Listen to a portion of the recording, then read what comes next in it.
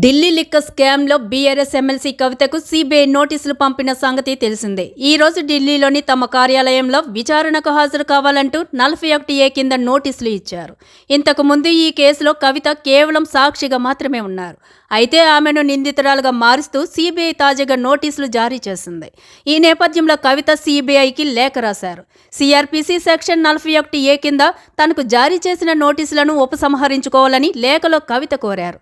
గతంలో జారీ చేసిన సెక్షన్ 160 నోటీసులకు విరుద్ధంగా ఈ నోటీసులు ఉన్నాయని ఆమె చెప్పారు. సిబిఐకి ఏమైనా సమాధానాలు కావాలంటే తాను వర్చువల్ పద్ధతితో విచారణకు అందుబాటులో ఉంటానని తెలిపారు. లోక్సభ ఎన్నికలకు సమయం దగ్గర పడుతున్న తరుణంలో తనకు ప్రచార బాధ్యతలు ఉన్నాయని చెప్పారు. ఈ కారణంగా తాను ఢిల్లీకి విచారణకు రాలేనని తెలిపారు. మరోవైపు సిబిఐ నోటీసుల నేపథ్యంతో కవిత తన తండ్రి బీఆర్ఎస్ అధినేత కేసీఆర్ను కలిశారు. ఫామ్ హౌస్కు వెళ్లిన కవిత కేసీఆర్తో ఈ అంశంపై చర్చిస్తున్నారు.